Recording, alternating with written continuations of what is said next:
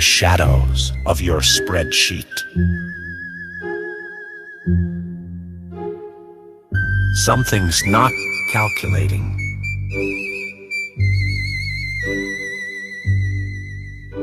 Jack, Elliott, and Dim, investigating the strange, explaining the unexplained.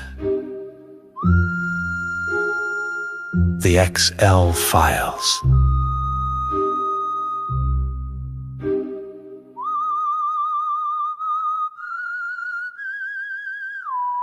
Trust no cell.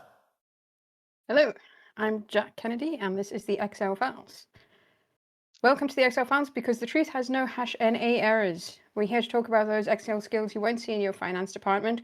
We're deep in the Excel World Championship, and yes, of course it's a thing.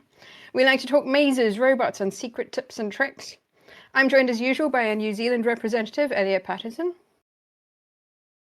Hello. And our Irish representative, Dim Ernie.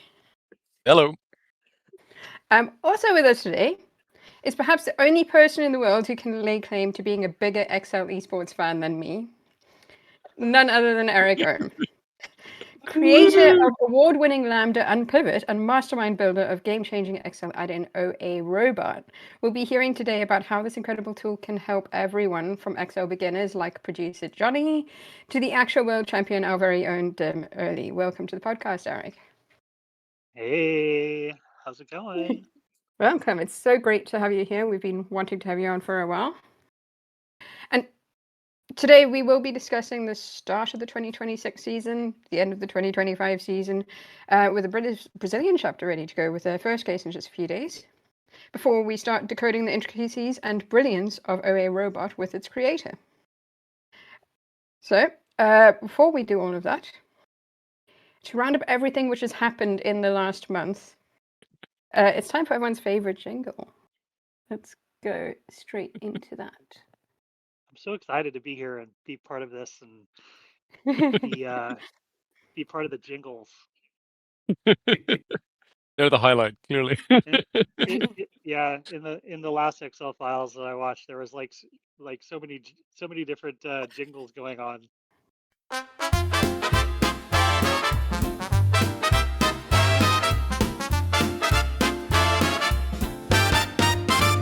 Step right up and take the stage. It's time for Dim's Golden Age. Ain't it great? Esports athletes share their flair. Dim's Golden Age beyond compare.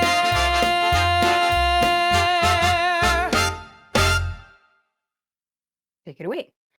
Alrighty, this is going to be a shorter one than usual because, I feel like our first several Dim's Golden Ages, I had to speed talk as fast as I could just to fit it into a few minutes. We're clearly in the off season now.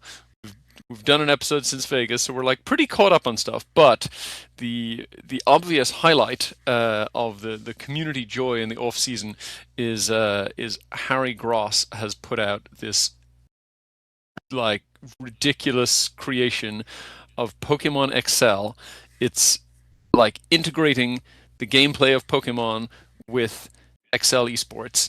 And when I say integrating, it's it's not just kind of flipping back and forth. It's the Pokemon you catch and the objects you pick up in the world give you functions that allow you to do things in the challenges, and you have to win the challenges to win your battles, and it's total madness. And it's very bloody hard. I kind of assumed that, I played a lot of Pokemon back in the 90s, back when it was Gen 1 and briefly a little bit of Gen 2. It turns out that Pokemon has got a lot more complicated since then. And maybe I wasn't all that good in the first place. But yeah, there's you're level capped at level 14. And there are just some ridiculously powerful opponents. So I've made it as far as the first gym leader on the first pass, but then you have to actually win a rematch to get the badge. I have not even attempted the rematch yet because I barely scraped through the first match.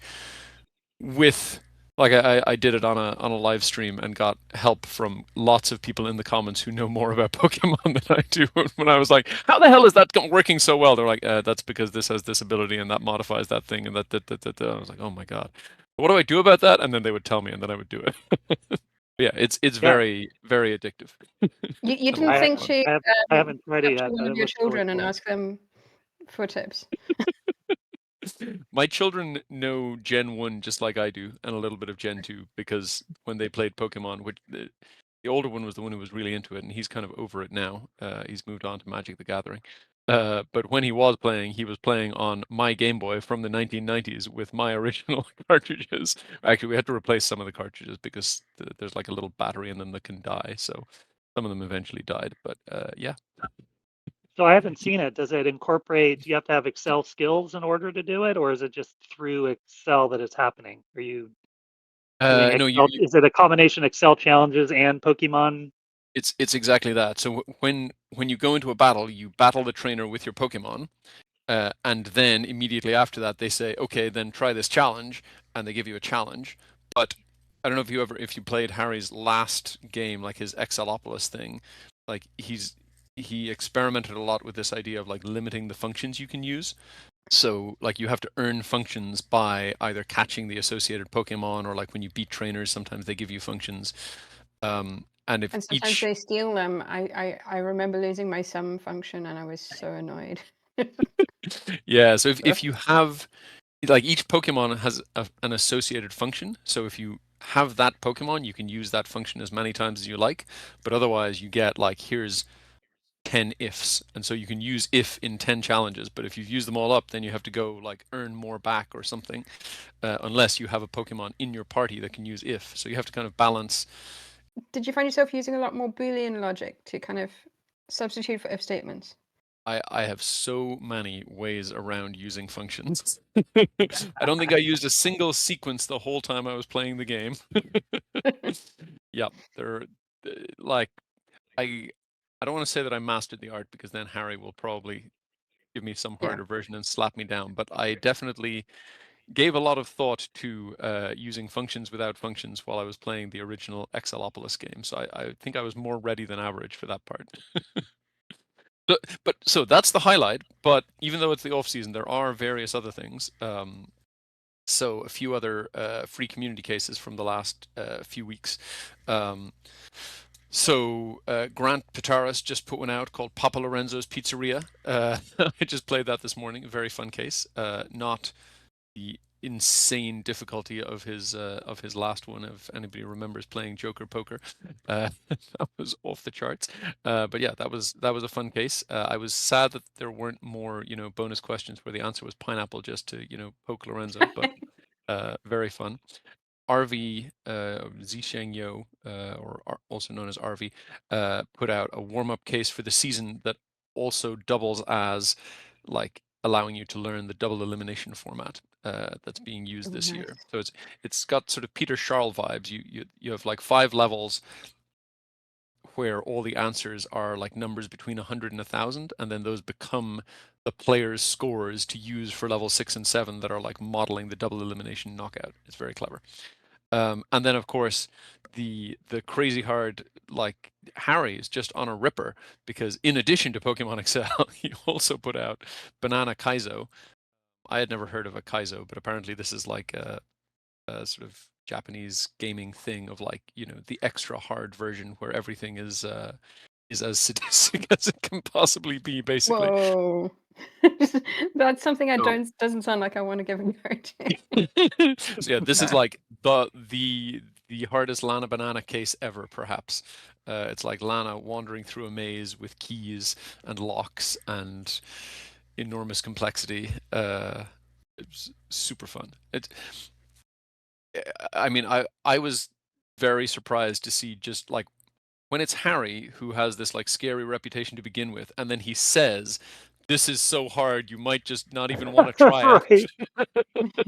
Like, the number of people who threw themselves at it and like bashed away at it over days to get it to work.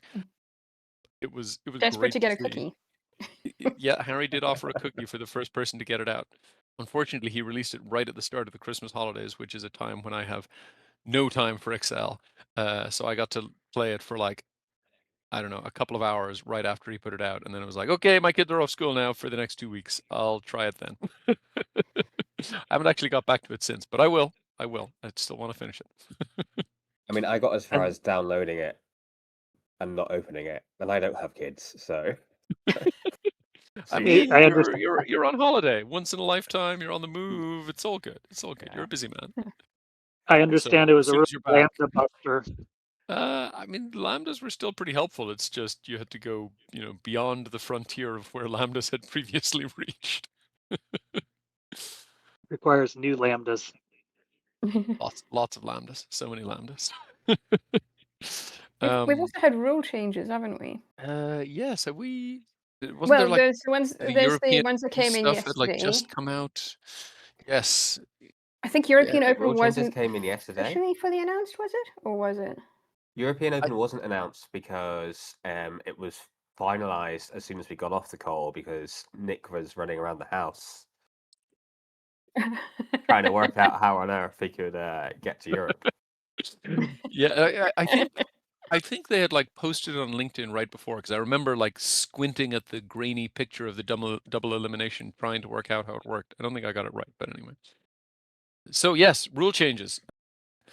So there's double elimination this year. So once we get to the 256 in the bracket, you have to be beaten twice to go out. And it's also not head-to-head anymore. So there's just a pool, or like they're going to split it into 8 pools, where there were like 8 brackets before. So now it's like all 32 face each other, and the top 16, go forward with a perfect record, and the bottom 16 go forward with 1 loss.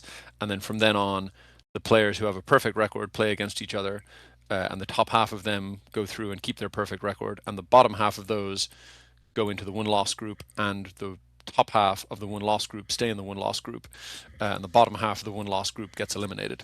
So it basically means that many more people, like everybody will get a second case, and many people, even if they don't end up making it through, will get 1 or 2 more cases than they would have before, which is pretty cool. But you still end up with the same, like 1 person out of the 32 makes it all the way through, having been top half every time, and that person goes straight to the last day, and then 5 people make it through, having been beaten only once, and those people go to day 2. I think the simplest way I've seen it explained is if you win all 5 of your games, so if you're in the top half of the top half for all 5 of your games, you go straight through. And if you lose just 1, then you're through to quarters. Yeah, through to quarters. Yeah. Because that will give us 8 into. I like the this setup. semifinals I think plus this is. European. I think this was an improvement for sure. Definitely. I think so too. So there's that, and then there's also a new qualification path, which is the European Open, which there's still not a ton of details about. It's going to happen in Amsterdam. It's going to be in May, up to 100 people competing, and then more spectating potentially. But they've sort of hinted that they will be doing format experiments for that, but no details as yet. So that'll be interesting. But whoever wins that is in the same kind of tier as the people who win their bracket of 32. So they'll go straight to the final day in Vegas, and then I think the next 5 go to day 2, which is the quarterfinals. And then and is there's that 100 people because of the venue? Is that what the limit is? I think so, yeah. might I mean, be there's room from a for like competing 1,000 people perspective. there, but 100 stations Computers. or whatever it is. Yeah. Yeah, the interesting thing about the European Open is going to be that, like in Vegas, it's conference all day and then competition at night. There is no Yeah. conference in Amsterdam, so it's just going to be competition all day All long. day competition for 2 days So there's straight. potential for a lot of stuff to be going on there, but Yeah. yeah, all the details are still to come. And then They the have other said thing, it is an all-day event for both days, so that should be interesting. it's going to be full on. It's also, for anyone who's planning travel, it's almost immediately after the Global Excel Summit in London, and there is a direct 4-hour train from London to Amsterdam, so no excuse not to squeeze in both. That's certainly what I'm going to do. Oh, is that right? They're lined up. Yeah. Wow, Yeah. that was kind of a Go smart from way to one do it. straight to the other. Yep. Interesting. It'd be good. Yeah, and then last rule change is that one of the qualification paths from the road to Las Vegas this year is reserved for the so-called Rising Stars. Oh God. This basically was covered by about 300 messages in the WhatsApp. every day that I went in there, I'm like, oh my god, there's another 100. There was a lot of debate. I think at one point I was just like in a separate group going, hey, can I just get a TLDR and what the hell's happening in that group? Because Yeah. I'm not sure I can even ask for a TLDR in there just because it's been so much chat that it's just flying past. Yeah, That recap was with the rising star with the so the rising star was initially defined as something like anybody who had not been in the quarterfinals or beyond in Vegas and had not been in the top 64 of the knockouts qualifying for Vegas, and they've got this like new ELO scoring system, another Harry Gross invention, and had an ELO below 1700. And originally they also said, and doesn't use lambdas in their solve. And then that's there where was the a community Isn't it like rising everyone's in topic was trouble? crazy. How are these stars ever going to rise if they don't learn to use lambdas? Exactly. And so that's just been updated now. That prohibition has been struck off. Rising stars may Oh. use lambdas and continue to rise and be stars. Also, there's no way to kind of really get a definitive list of who's excluded from that. I am really annoyed that for like the first year in ages, I managed to get into the top 64. Oh no! I am not high enough ranked on the ELO ratings. I did not make it to any gameplay in Vegas for any of the last 3 years that I've been there. And I'm technically, I think I'm ranked 137th in the world. And there's 128 people in that list, and I'm in that list because of that stupid 64 that I managed to make. Damn it. Well, In a that prison Now of your own regretting making. actually doing semi-okay last year. yeah, so that's community cases. I guess while we're talking about the the fun drama in the WhatsApp group, Jade has been running these community battles, as kind of warm-ups for the round coming up. So every week there's like a case that everybody gets to play over 2 days. And so she did one on Temple of the Golden Idol, and I put up a video on that, which I labeled as the case against lambdas, because Maze lambdas are too damn powerful. And Hayden told me I need to be a more responsible influencer for the shitstorm I set off with. That was part of the whole blow up, as well as just the rising stars specifically. Everybody You're rallying. using your defense of power That's for lambda. evil right. here. That's what triggered it. Triggering is definitely a good Trigger. description of what happened. I had so many opinions on that whole thing, and I just had to like keep my mouth shut because to me it's like a slippery slope. If I start like defending lambdas, then at some point OA robots on the table for discussion, and I was just happy that everybody was talking about lambdas and not OA robots. So I was like, okay, I'm just gonna let this go. Yeah. I think by definition, lambdas are integral to what we do with OA robot half the time. So Well, except that a lot robot of is our great for like commands. on-the-fly lambdas. You don't have to have prepped lambdas for robot to be good. Yeah. It's So great on I the could fly see a lambdas, world but where then you it's said kick out. also commands. A lot of our commands will use lambdas that we've created or that Eric's created for us. It's definitely, I felt like as I was going through the chat, everything that Hayden said, I agreed with. Like, I just wanted to like at the very end, but I didn't. It seemed like it was dying down, and I didn't want to say anything that would like stir it back up again because I was kind of happy that it died down. But the whole time I was reading through the comments, I was like, Hayden, I agreed with everything that he had to say about it. So We'll get and you he a he vote, made a for Hayden video as well, badge. didn't you? Yes, Hayden for president. ditto. Yeah, ditto. I just think that as a newcomer, like you want to have some basic lambdas so you don't have to be doing those hard things. Like if you didn't have the lambdas, I think it would make it harder to approach for people.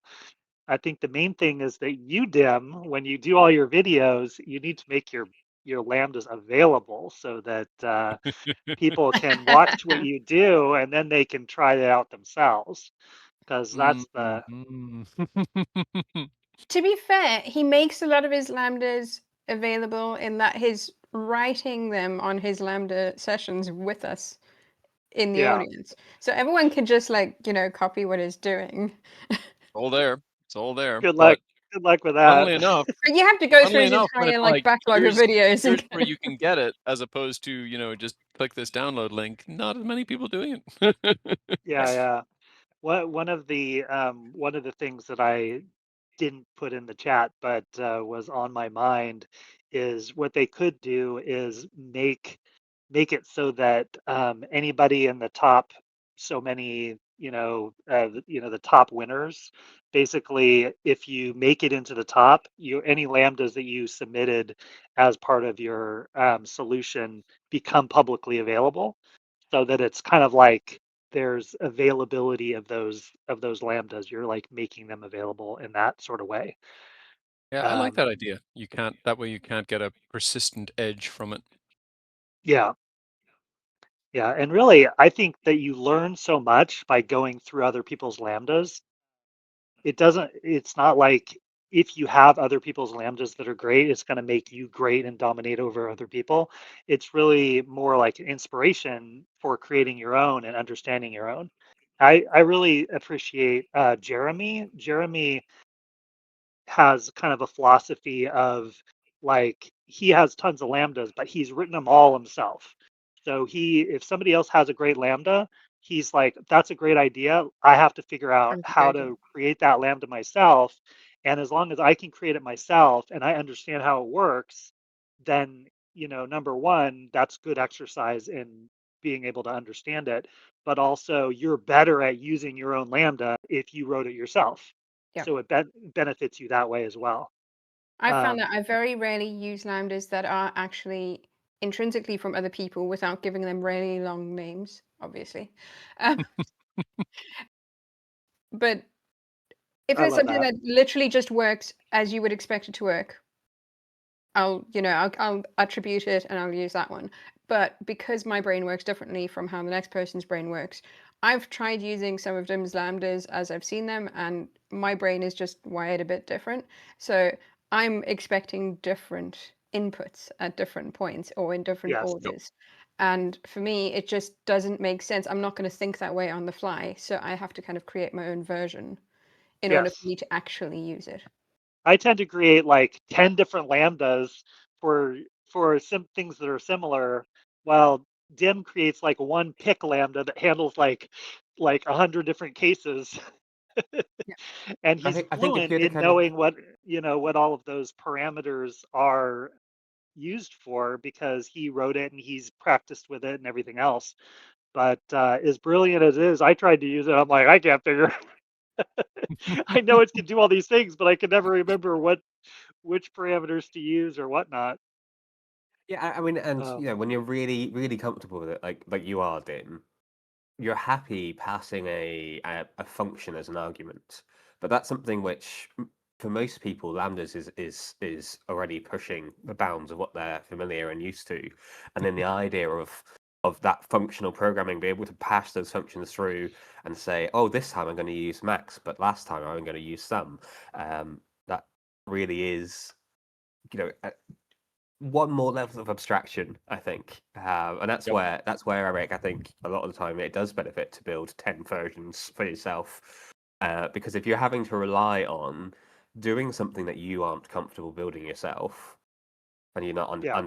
comfortable understanding how it works, then you're going to be like, oh, what am I meant to put in here? Like max? Like, how does that work? I don't understand Mhm. why I'm passing in a function now. And do I need the brackets? I can't remember if I need the brackets. And yeah, The other thing that I do with OA Robot is I'll take one lambda that has a lot of different options and I'll create 10 commands that are, set up to try to use that one lambda in 10 different ways, pre-passing it the parameters just the way it needs it. That way I don't, I'm in my brain, I just know I need this specific robot command, and it handles the, what to pass the lambda, which is also a good approach. that's really smart. Like using the partial in in Python programming. Yeah. Like Mhm. you're like, we're always going to want a version of the stem that does X, Y, Z. So let's just implement that version. Yeah. Yep. Was there not another case that was released that actually had some regex training, which I thought might make Elliott a bit happy? Was there? Ooh. I I'm do sure I like saw something in the regex. last day or two that's come through with kind of like someone going. I think This that may have been is- in the UK chapter chat, Jack, Oh. on the Dim's UK missing out here. Oh, platform. you guys have secret cases. We're starting our It own wasn't community. wasn't produced by it was someone in the community produced it with the help of AI. It's not a case. It's a training pack for regex. Oh, okay. It's useful, but I think it's one of those things where you have to know the regex going in for a lot of it because it's been set up by AI. It's not the most, or with the help I'm of AI. looking for It's my not the board up most. here with my regex There we go. pins on it, and it's disappeared. It's like, yeah, I need this. Oh, that's gone. I don't think it's the kind of thing you'd pick up and go into and feel like you'd solve the case, and I don't think it's the kind of thing you'd pick up if you knew no regex. Yeah. And it's set up in a bit of a weird way where you just it's nice. It's nice the way it's set up in that you're just practicing the regex expressions and the functions are already there, but you're not then practicing using the functions in Excel. But if you're someone that's looking to explore strengthening your understanding of those expressions, it's a really useful little bit, but it's not so much a case. But I think that's on the UK chapter platform Is that on our Full Stack platform? Manager. Yes, Yeah. that must be where. Because I was just looking Because in my that's the only WhatsApp, place I I'm cannot keeping up find to it. date because it's got way fewer messages at the minute. At the minute, not quite as popular. Yeah. So it's the only chat I'm able to keep up with. So All right. that's us like caught up on community land, but it's worth mentioning it's not going to be the off season for much longer. In fact, for slightly less than 48 more hours, as at the time of recording. So round 1 of Road to Las Vegas is coming up this week, and round 1 of MEWC Brazil also hitting this week. And who's looking forward to solving my case? Oh gosh. Is it a dim case? This is how far behind I am, Dim.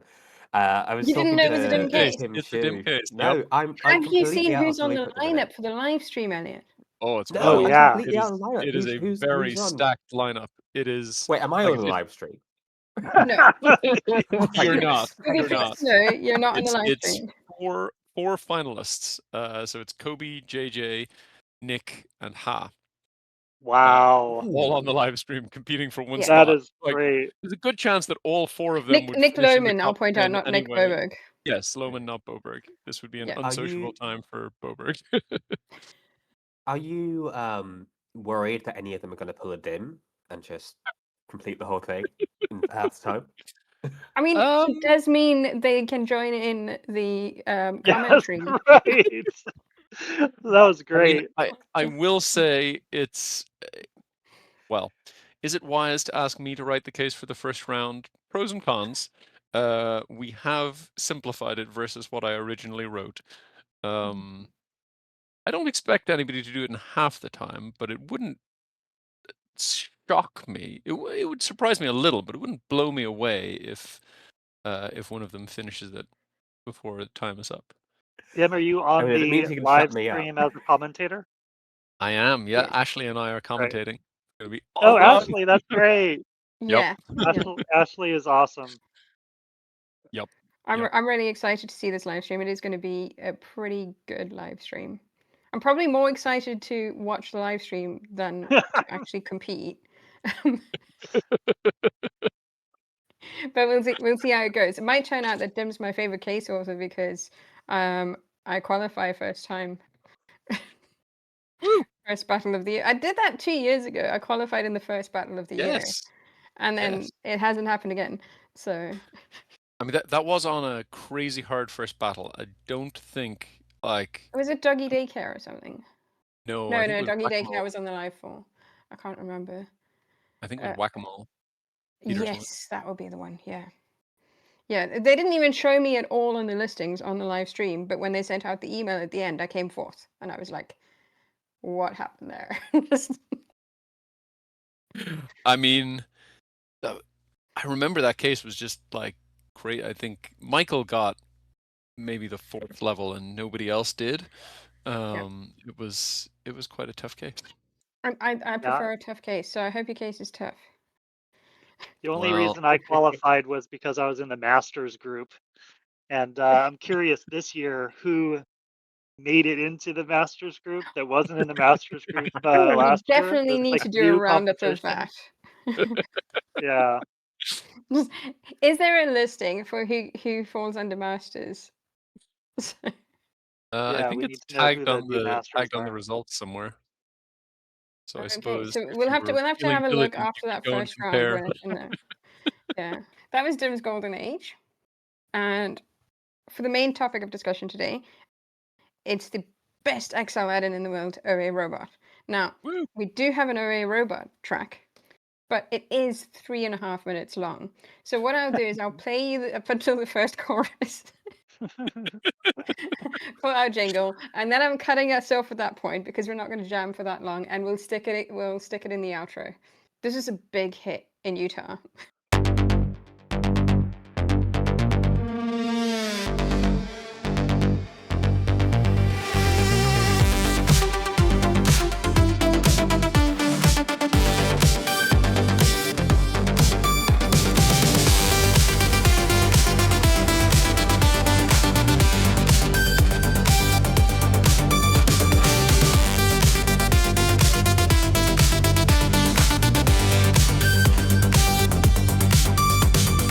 Rows and columns in a cyber dance, digits spinning in a trance. Oh, a robot running commands, breaking limits for the fans. Macros humming, formulas tight. Eric's code ignites the night.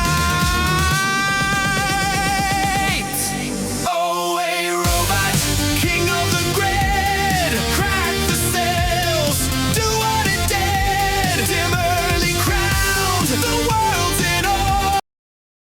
And we'll stop there for that because I don't have another long intro section before going into verse 2. But I really love that song. Ashley and I worked on it on the morning before going to Utah.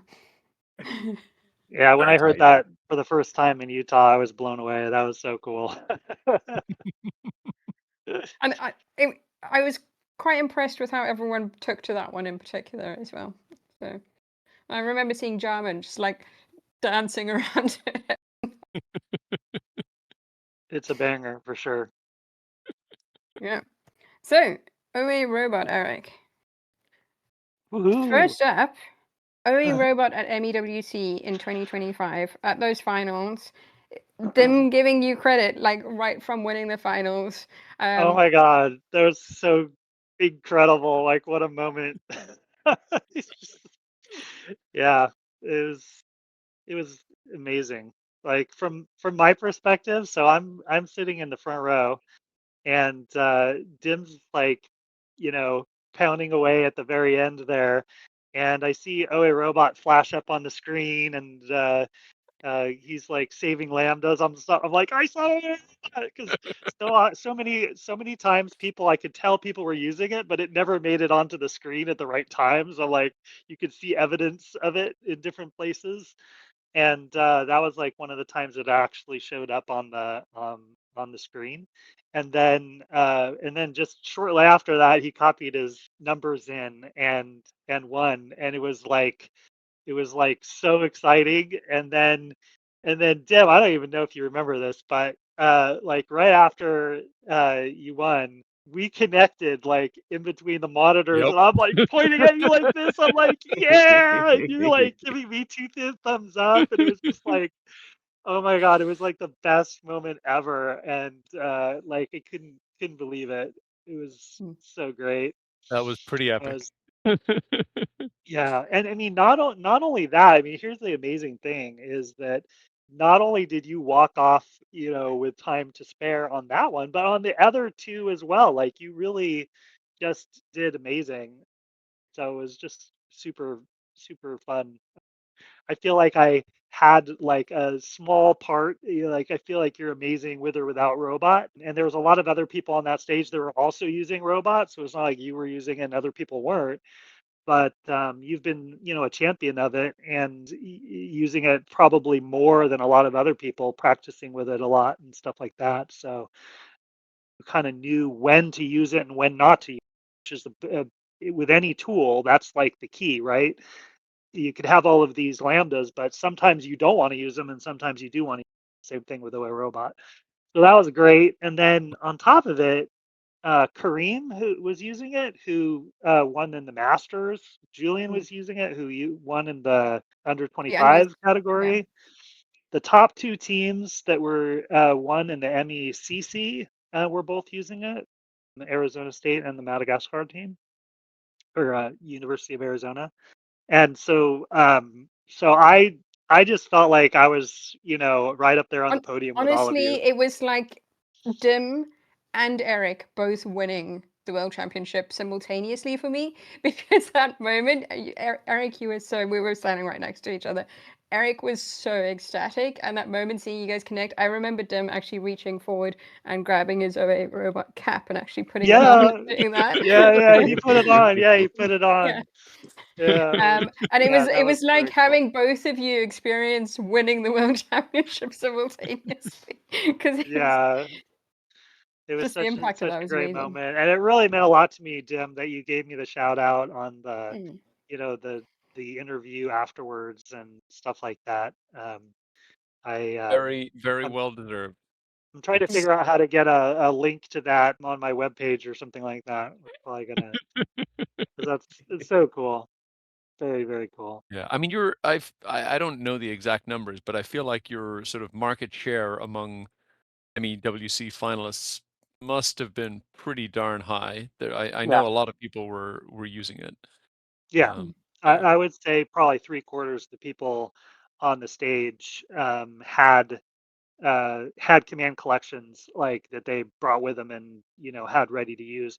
They may or may not have found opportunities to take advantage of them in the Mhm. competition, but they were ready, and they knew that they were available and wanted to try to use them. In competition, it's always you're just working so frantically. It's you're gonna go for what is most comfortable when you're in a hurry.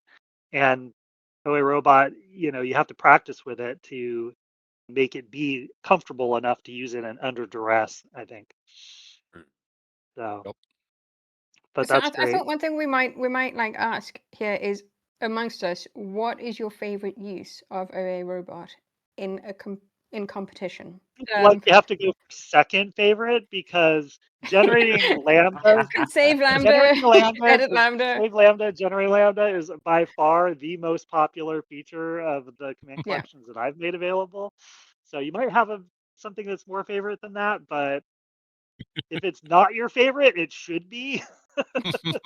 Yeah, pretty much. Pretty much. Okay, so I mean, my slight cheat, but in the same spirit as that, is the import lambdas is the other one that I use like Oh yeah. every time. But I won't count that. Just a much smaller scale one, but the paste exact formula command. Oh yeah. Oh yeah. Just because like I so often, you've got like your answers here and your inputs here, and so you want to work over to the right where there's open space as you kind of Yep. spill things out and like review and blah blah blah, and then it's like, okay, I've got this working, but now I need it over here, and just that simple thing of like copy paste exact formula. I have it set up as a keyboard shortcut. Just very helpful. Do you have that like Control Alt for you instead of Control Shift for you or something like that, so that you get? I have it as Control Shift F because in my head it's formula. Okay, fair enough. Yeah. What about you, Elliot? I need to get back on the OA robot. I need to get back on the Excel train. I think I've not solved a case in Anger since the knockout rounds, and before that it was middle of last year. So I am so rusty in all things competitive Excel, including OA robot. that I think I'm probably like 4 versions behind by now in terms of because you've been cranking out updates recently, like little tweaks and bug fixes and all sorts. I need to almost have a refresher, I think, to get back up to speed with what it can do. But to be fair, I also need a refresher on what on earth competitive Excel is. It has the game is evolving so rapidly that everything's changing constantly. I don't have a maze lambda, and I'm like so far behind. We came up with terms in one of the groups that vegetarian is someone that doesn't use lambdas, and a carnivore is someone that does use lambdas. I was like, I'm somewhere in between where like I use lambdas, but I'm not actively keeping up with what the hell's going on in the lambda world because there's no way I'm getting a maze lambda. So I've decided I'm a pescatarian when it comes to lambdas. And As one of the most prominent competitive Lambda users and also a vegetarian, I'm not sure how I feel about that nomenclature. you want to put yourself in with the carnivores. Although you did go on your channel and put an argument against lambdas. So, you Well, know. Yeah. Against prepped lambdas. I have no beef with writing lambdas on the fly. I do have Yeah. some beef with prep lambdas. But that's just because you I have OA robot. I call myself I'm on the paleo diet, which is like basically only meat. It's like Everything is an OA robot shortcut, and if you can't solve yes, a case entirely with OA yes. robot shortcuts. I definitely have OA robot commands for things that take me longer to do than if I wasn't using an OA robot command, just because I prefer to do things through OA robot. So I'm like overconsumption of robot commands. What does that make But me then if I do cases with just X lookup? you're just on a very strict. You're on a very strict diet. You're a You're like, vegan. Well, yeah, what you're a am I? vegan. Yeah, Just say you're like that guy who only ate Big Macs. Yeah, Right. super Turns size out me. that only eating Yes. one food is not good for you. Super size me. yes, that's it. That's it. X lookup me. Mhm. Well, if I had to pick a second favorite command, it would be autofill down and autofill right, which those are part of Formula Robot, and most people don't use them. I'm going to show some examples of the things that it can do. But those are, I think that more people are going to figure out how powerful those are and take advantage of those. When it comes to MEWC, obviously my favorites, working with lambdas and creating data tables. That's another great Oh yeah, that's a use. good Create data table is a great one. It just saves you so much time with the whole kind of like Alt DT and kind of lining up things. And but the one thing from our speedruns earlier last year, there was one of the cases, I think it was Harry Watson's case, where we were doing the decoding. We done it. Can't remember. It had like a shift cipher sort of thing going on.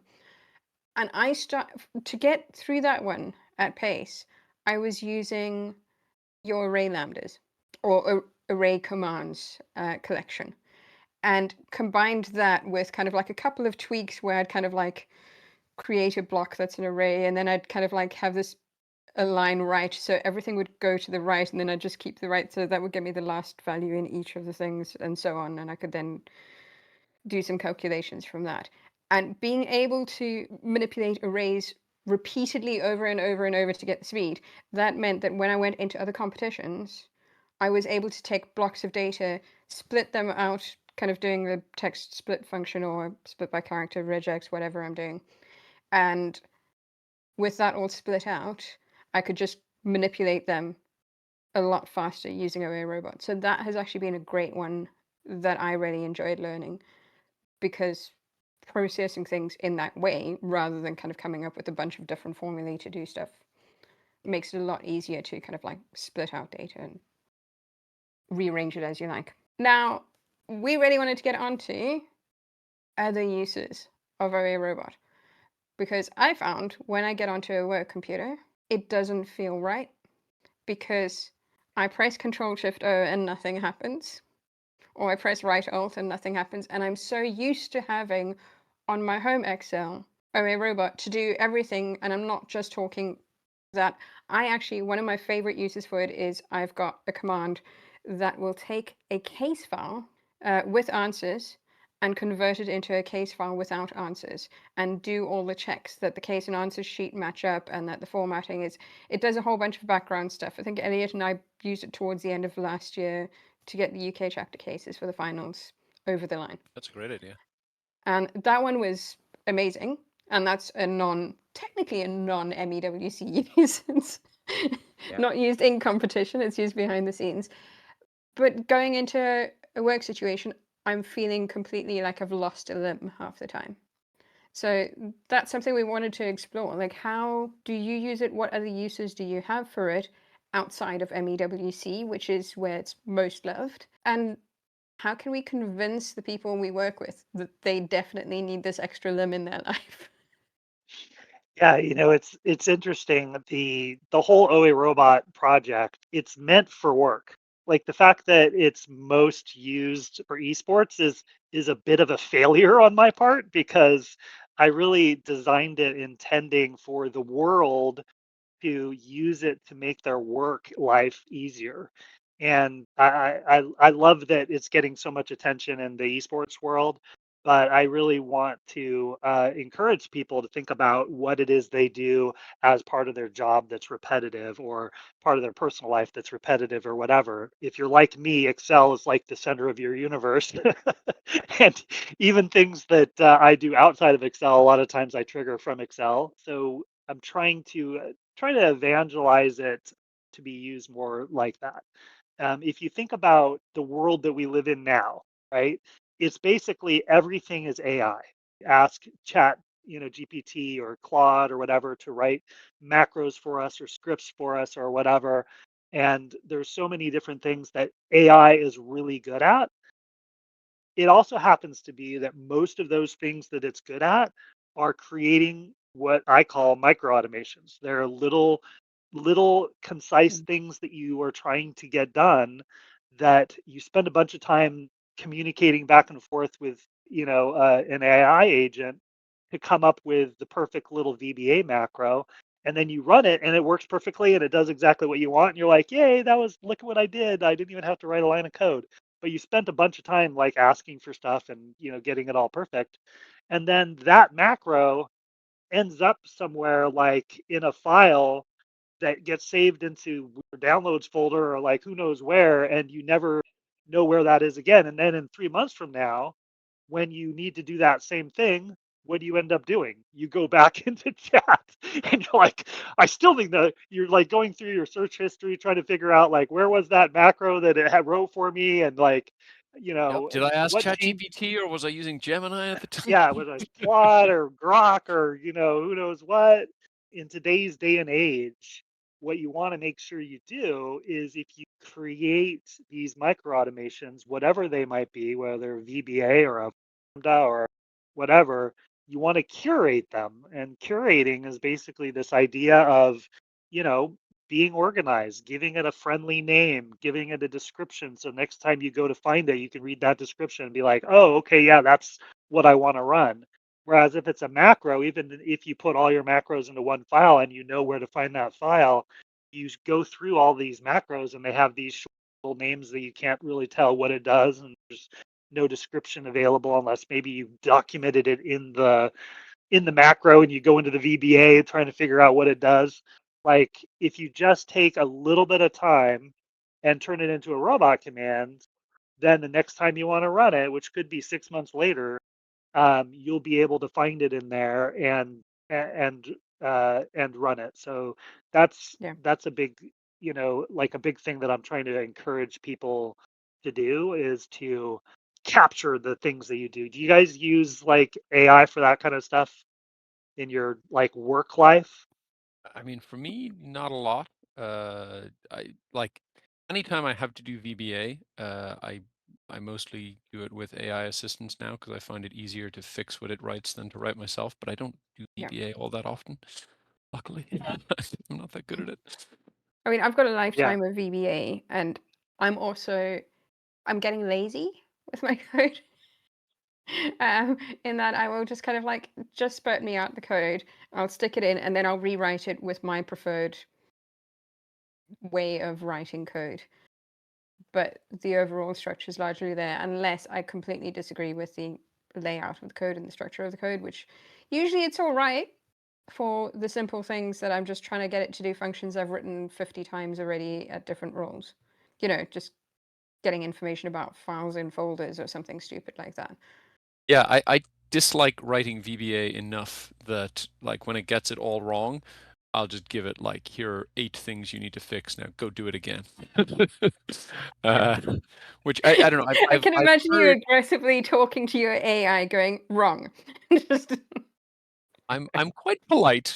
I do tell it this is not acceptable, but yeah, no, I've heard from people who like vibe code more regularly than I do that it's like in the last 6 months or so, it's very noticeably better.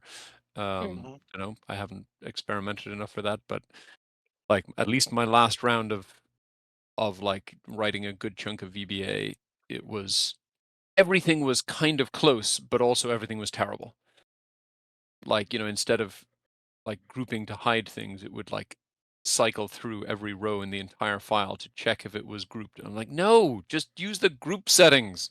That's much faster. And like 10 other things like that. But you know, it would work, just badly. Yeah, the other thing that I would say is don't just think of OA Robot as being for triggering VBA and lambdas, because it has a lot of other things that it can do outside of that. You can do Python. So if you ask for Python code, want to create a Python command what out of, happens if we give um, Jasper a robot with Or he doomed. wants to. I think he wants to like write. He's writing the Python as he goes.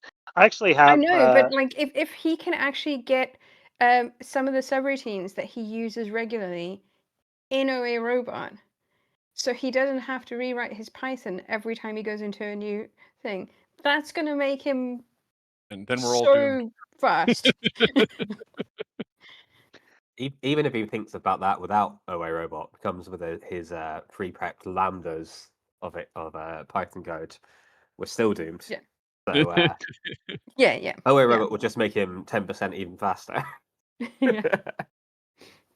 Yeah, the other thing is that we also have all of the different AI providers built into OA Robot, so you're not allowed to use this for competition, but you can create a ChatGPT command basically that you can use the context of what you have selected in Excel. It passes it in to ChatGPT's API, and it returns back values that you can then put back to the cells or put out to the output window, like in a task pane off to the right, and that kind of stuff. And we just recently added Claude Code support, so we have in our enterprise level, this is like what we use for our clients. And if people out there have want to hire Ohm Automation, my company, to create solutions for your business, then we come in and we unlock all these enterprise things. So we can do Claude Code. So basically, you can create an agent, and then you can create commands that are communicating with that agent to do things that are on your desktop, working with files or moving, doing whatever you can ask Claude to do, which is pretty much anything, right? So that's really cool. And then you were talking about regex. I have to like force myself not to use my commands that are using AI for regex, because I just do the human English command where it's like, grab the everything between the comma and the semicolon, or whatever it is you say, and then it writes the AI is writing regex, and then it inserts that into a formula command that has the reg extract, or reg test, or whatever it is. So it's like a combination of a formula command that's putting a formula in, but the little chunk of text that's in the being passed is actually a parameter that is a AI parameter, and then it uses a user input parameter for asking the user, like, for that little a bit of text. So instead of typing out, I need a regex for doing XYZ, you're just typing the XYZ part, and it already knows the question that it's going to ask the AI, and then it knows how to grab that and insert it into the. It's very, very clever, and you can use that in a lot of work circumstances. I think my favorite thing for a work environment, especially as someone that's worked on a lot of projects over time, is the documentation. Oh yeah, Just purely because A, it's made documentation fun, which has never happened to anyone in the history of documentation ever. And B, you just type in some stuff as you go along, and it just creates this entire beautiful, well laid out document for you, and it's done. yep. And Funny- we definitely do that for our clients, because most of the commands that we create for our clients are, run this report, or do this this reconciliation, or send this NDA out, or whatever it might be. And having something that you can run and see all of your commands and know what's available is a great way to peruse. It's funny. I was on the Unpivot podcast we were recording yesterday, and we were talking about a similar topic about like the AI for documentation and the joy of it. But part of what we were talking about was, you've probably seen the meme of, person who's like, oh, I need to email this to my boss, but I can't just send him 3 bullet points. Hey, AI, turn this into a, proper, formal email. And then the boss receives it and is like, oh, geez, I don't have time to read this. Hey, AI, turn this into 3 bullet points. Like, I feel like documentation goes kind of the same way, which is AI will make it much easier to make detailed documentation, but because of AI, nobody will want to read that. They'll be like, just tell me about this thing. So you had some stuff you potentially wanted to show us on your screen share. So I'm going to propose we jump to the screen share now, because we've got a hot take coming in shortly. So is there something specific we wanted to cover?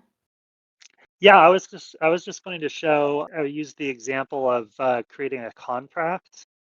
So I have contract robot, which I'm just gonna contract robot. So I pre-filled this out, but basically this is, so I create a lot of robots. I always said the robots are coming, but I just basically have these collections of commands that have different purposes that I can reuse at clients, or I don't make them all publicly available, because I have to have some sort of reason for people to hire us, and so we can wow them with our wizardry. This Thanks so much for this Excel files contract. This is making me grin. Yeah, so I can zoom in. So this is basically, it's just a template. So it's a file that I just like open up, and it has some commands that are defined in it. So you know how when you create a command, it's in a command collection. It's stored inside the workbook. Sometimes you want those commands to be available all the time. And sometimes there are commands that you create that you only need to be available in the context of the workbook that you have open. So so you can do that basically. This particular one uses commands from a collection I call Merge Robot, which allows you to take data in cells and merge it to a Word document, and then it will turn that into a PDF. And then there's another one that will be able to merge it to Outlook. So so basically, when you on the phone with a potential client, and you're hey, saying this is what we do, and if we can get an NDA in place, then we can then you can share with us the files and that kind of stuff. And meanwhile, while you're talking, you open up this contract robot, and you start filling a few things out. You get their address off their website, and their who the person is you're talking to, and then you can basically select a range of cells, and this is generic, and I can do merge to Word, and it's actually it'll create the folder where it's putting it. So there's a column in here somewhere where I specified where I want to save it. So it's actually going to create that folder. There was an option in there for, do you want to open the output folder? I'm not going to open the folder because it's probably going to show a bunch of client names that I can't disclose. But it created a PDF file, So you can Oh, see it's these are filling the things that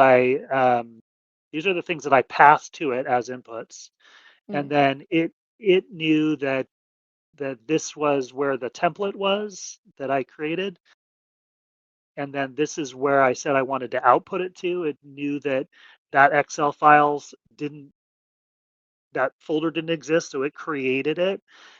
So now there's a Word document with this data merged into it, and then there's also a PDF version as well. So then I can basically run the next command, which is merge to Outlook, and the merge to Outlook will actually generate the email automatically. So it attaches. Now we could see the PDF. Yeah. NDA. So you can see it figured out the I love that I it live in cr- Excelopolis, by the way. yes, it filled in all of these using tags in the Word document template. Hey, there we are. Um, and then it created the email with my signature thing on there and everything. And all I need to do is hit send. So you can imagine that when you're talking to a client on the phone, and That is like done automatically as you're going. before you're even done having the conversation, they already receive an email with information in it and ready to go. It's very slick if you can be quick about things like that. So that's just an example of more like a work oriented sort of thing that I do with OARO. I really Tons like of that. them. That Yeah. that I can see being incredibly useful when you're dealing with clients regularly and need to do. And this is an example of like contracts or whatever, but we also do things to merge to PowerPoint. You could create slide decks or whatever that you have to prepare like a quarterly or at the end of but it's always with different data, and you have the data in Excel, but you want it into PowerPoint. You can like merge to PowerPoint decks. You can also you can merge to other Excel files. You could use Excel file as a template and merge to that, like all kinds of different things that are just like common that you want to be able to do. So it's Yeah. I like the sort of kind of level of fun. abstraction of, you've got it set up as a kind of general whatever merge to word command that, like, you can use it for this, but you can use it for 10 other things set up in a similar way.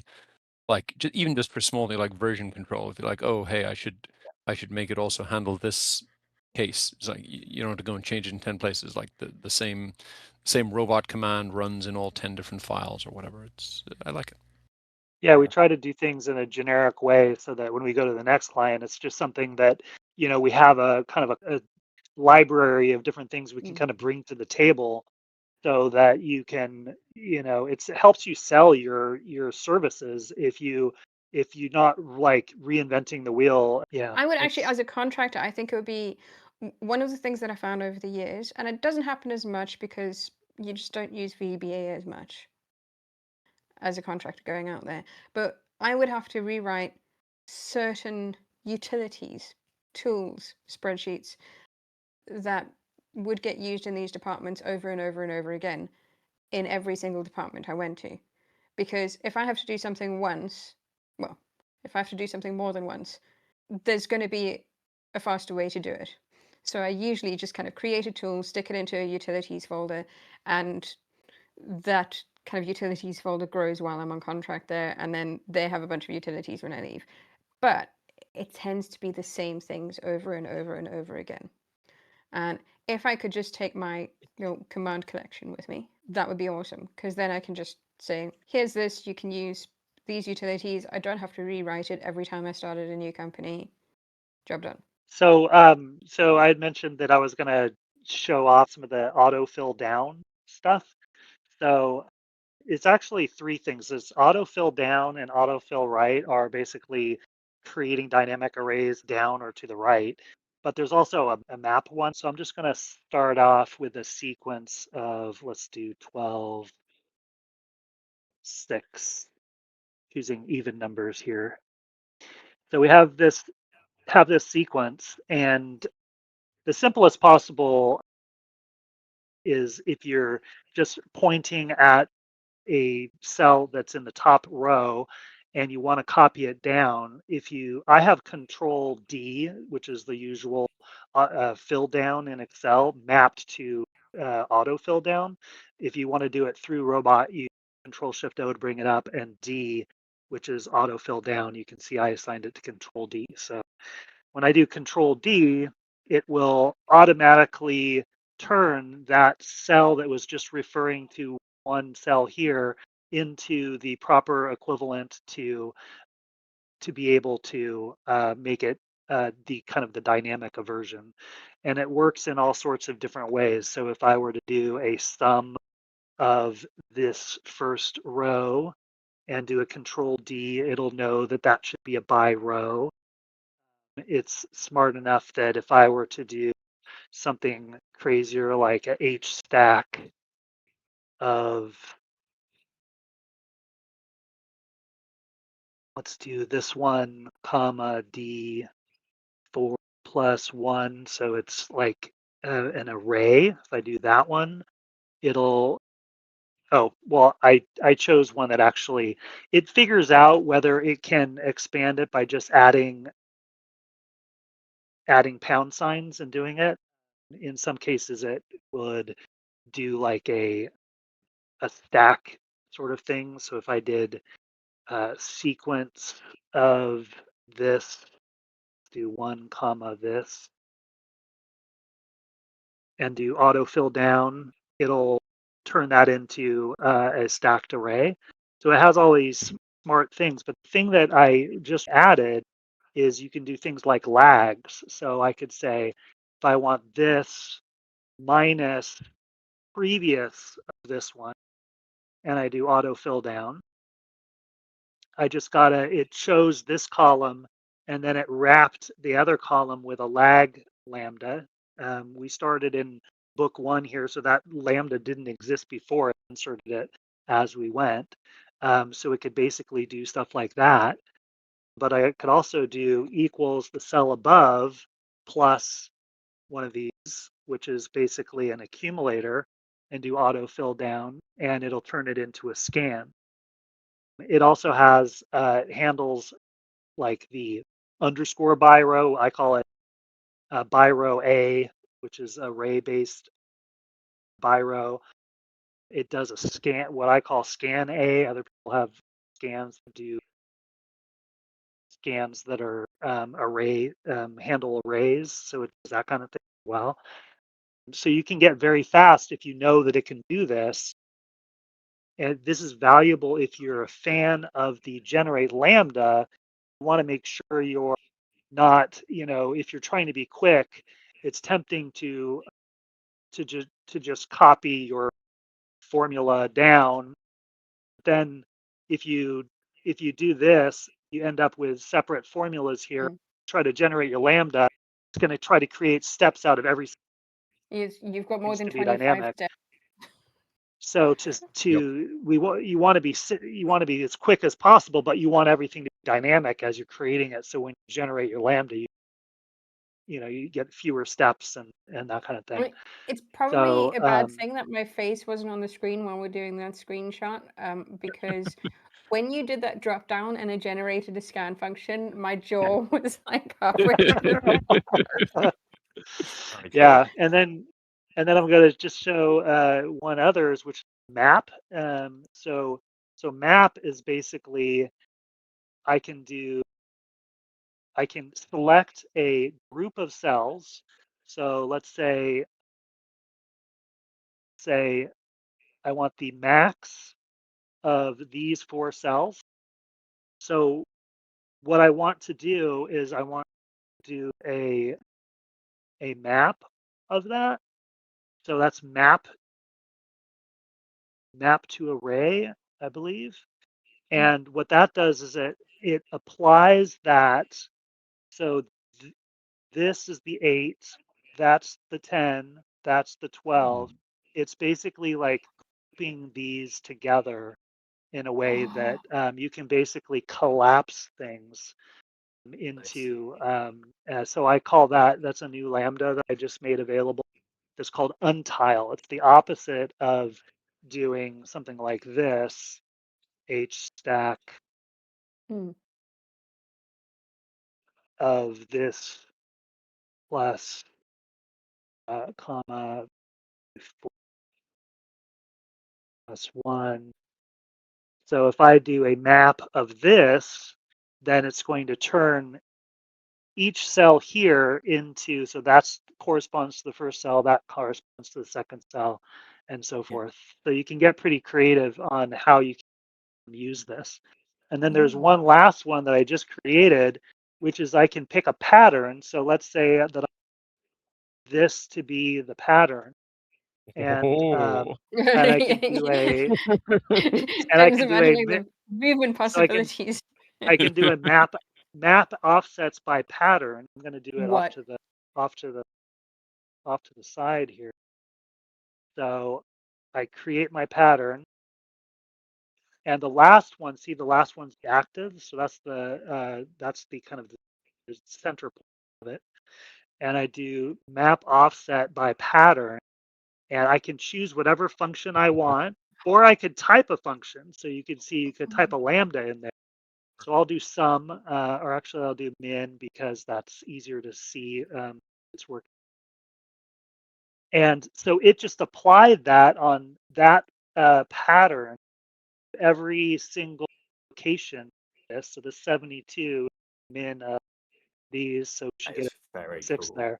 It handles the things that are overflowing, and it's a lambda called map offset. So if you later decide you don't want to have that center one be involved, you can take it out. If you want to function that you're applying, you do that as well. So you can get very creative.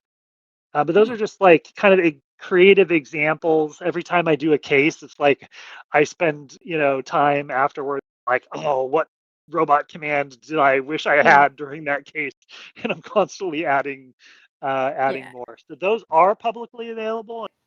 We are getting to rounding this up time. So Not before a hot take, we're not. Beautiful how did segue. you know what I was going to talk about next? All right. So let's try a hot take to round us up for the day. Excel hot take. What will they say? Is this array in disarray? Excel hot takes. There we go. Jack's hat collection on display. We need to bring out some new designs, Eric. He's got new designs. He's got it in green. He's got it in blue. He's got it in beige. So what you didn't realize is throughout this entire session, I've been playing Hat Uno, where I'm switching from a hat to another one with either the same style or the same color. Hence the progression from that with curved brim to that one to that one.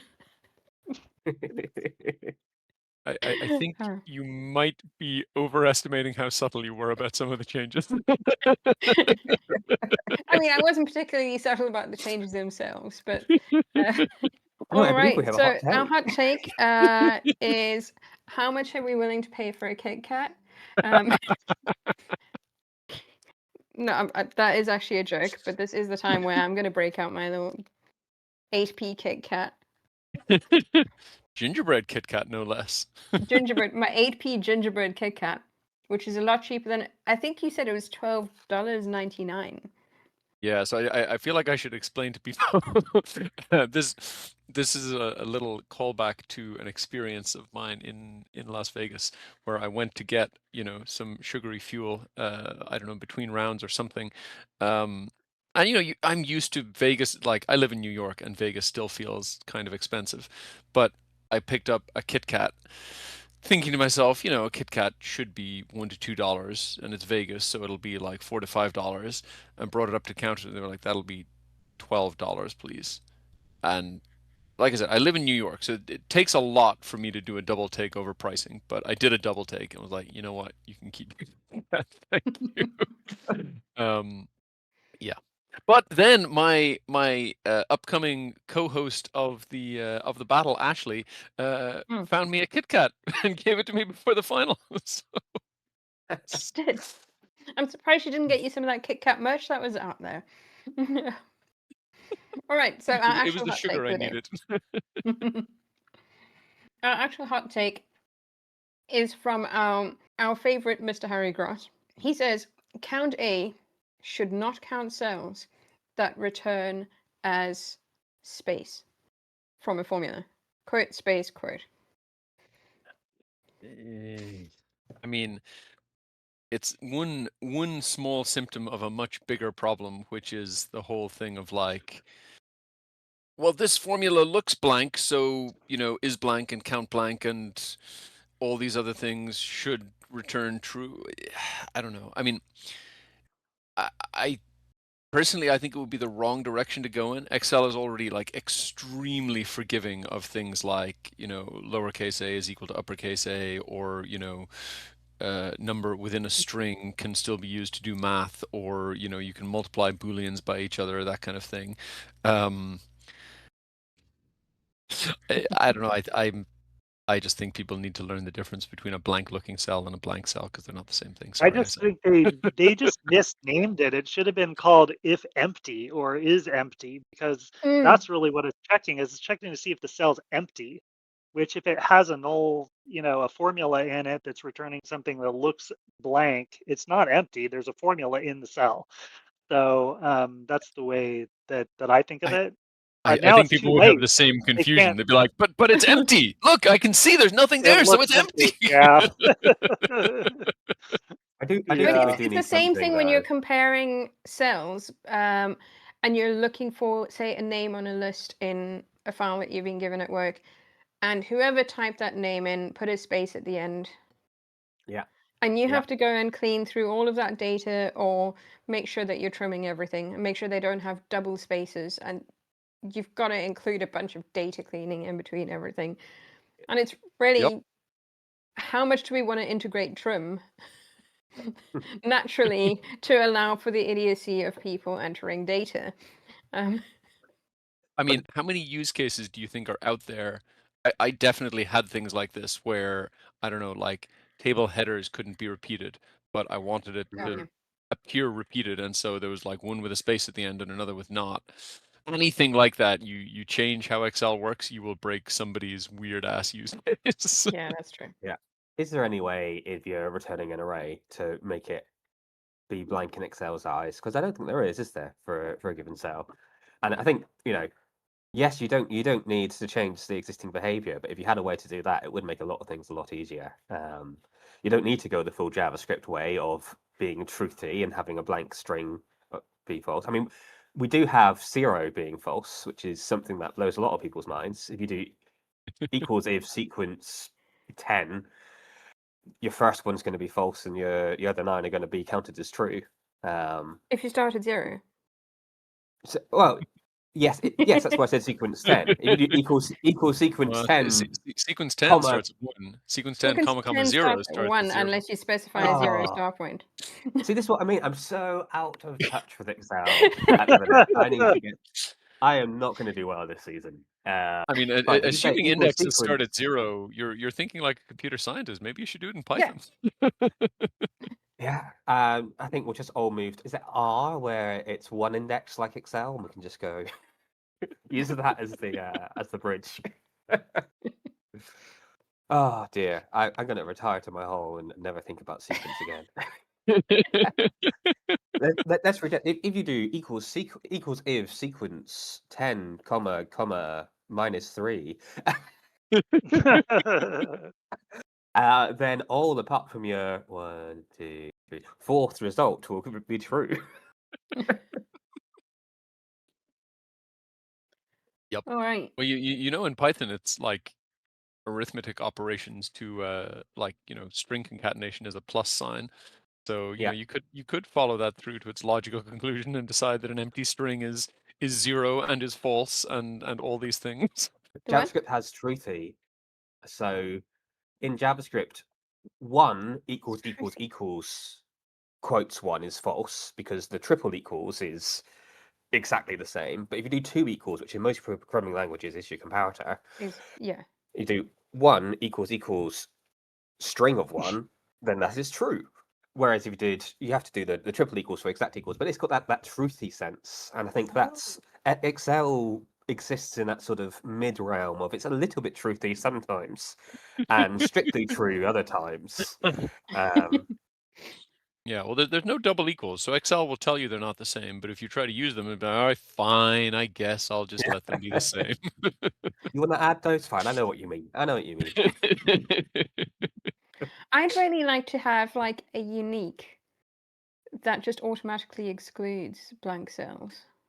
If only there was a way of building a Lambda or an Excel robot, Hellway robot command. Yeah. If only I could just create a command for that. I do not have a robot command for that. If only you could get a micro automation into Excel. Whoever would have invented that would be a genius. Be a game changer. Absolute game changer. What about you, Eric? How are you feeling about count A apart from it should just be if blank? I never use count A. I don't know. I never use it. Have you never Yeah. used count A? No, I choose never to use it. I always just do it in other ways. But I almost never use it's like it either. it's I feel like I've been burned by it too many times that I just like avoid using it.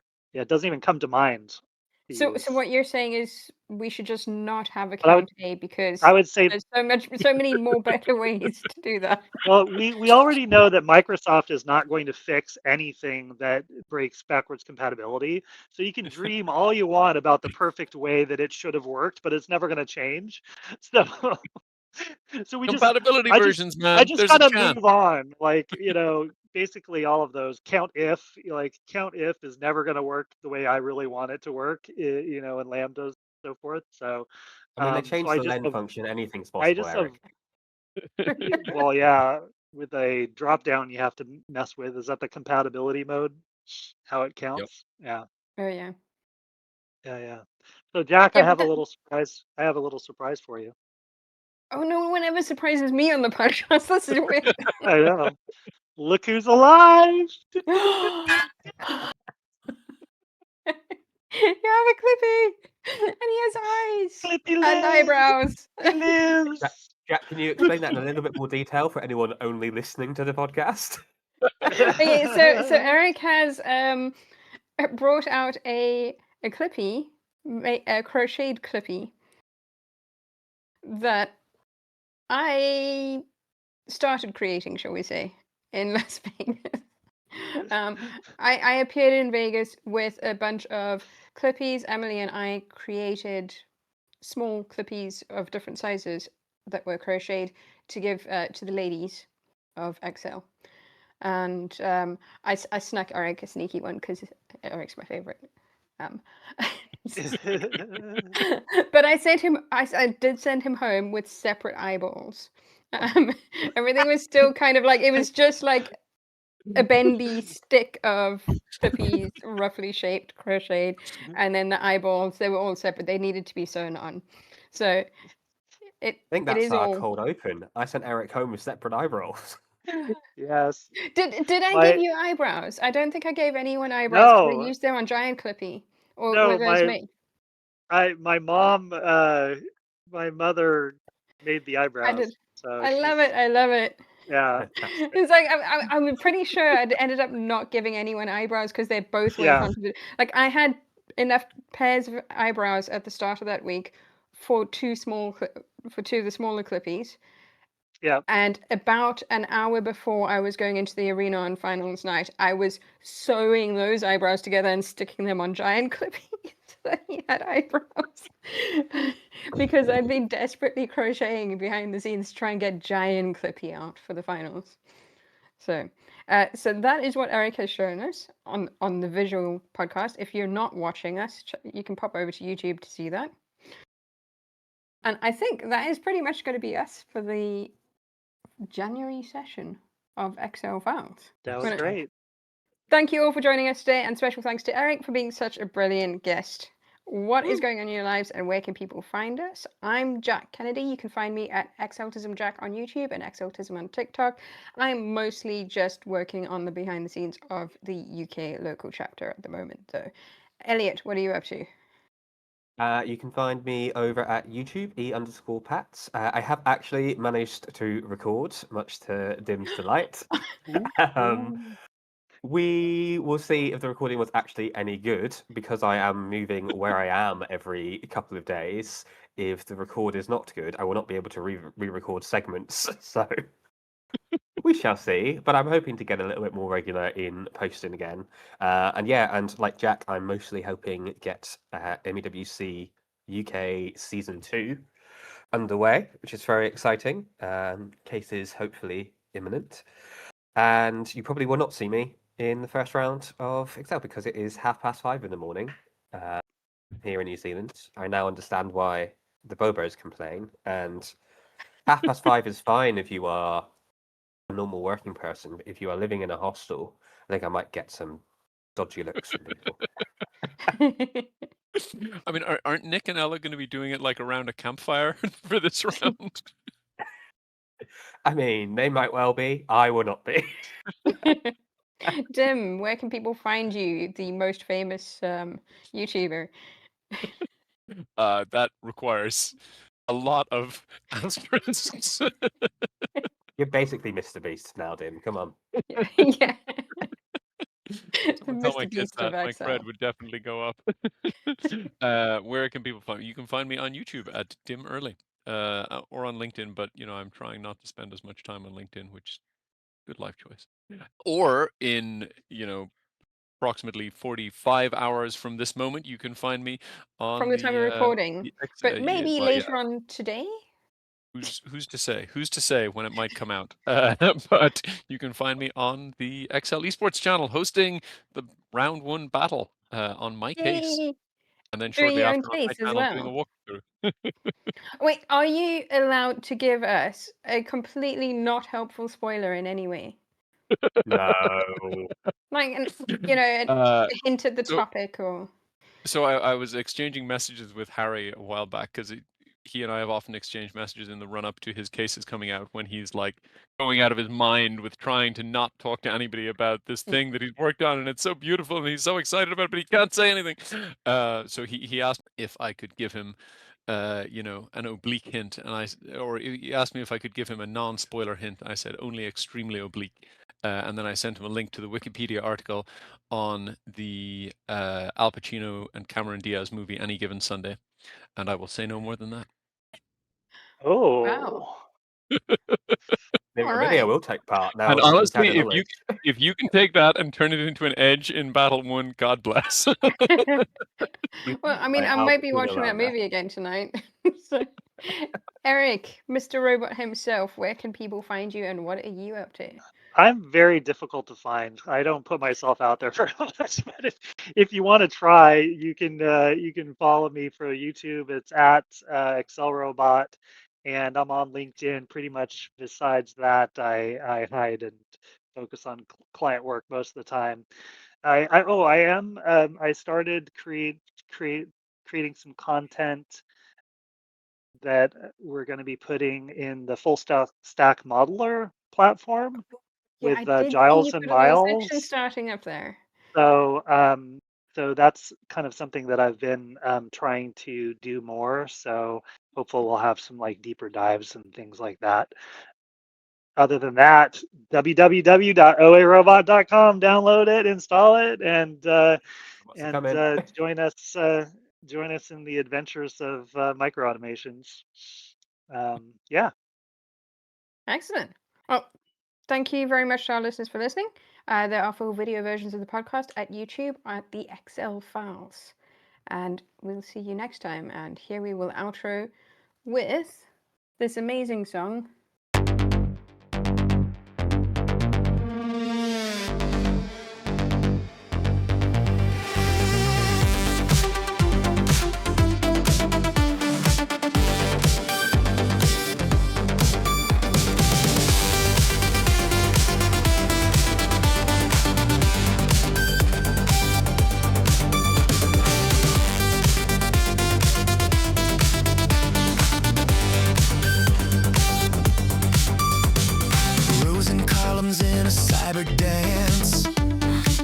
digits spinning in a trance. Oh, a robot running commands, breaking limits for the fans. Macros humming, formulas tight. Erik's code ignites the night. Oh, a robot, king of the grid, crack the sails, do what it did. Dim early crowned, the world's in awe. Mic drop, hat trick, commanding the floor.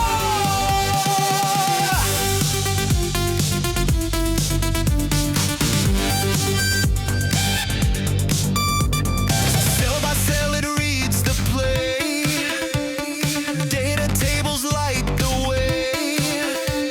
Nested logic, no delay. Erik's tool, the robots are here to stay.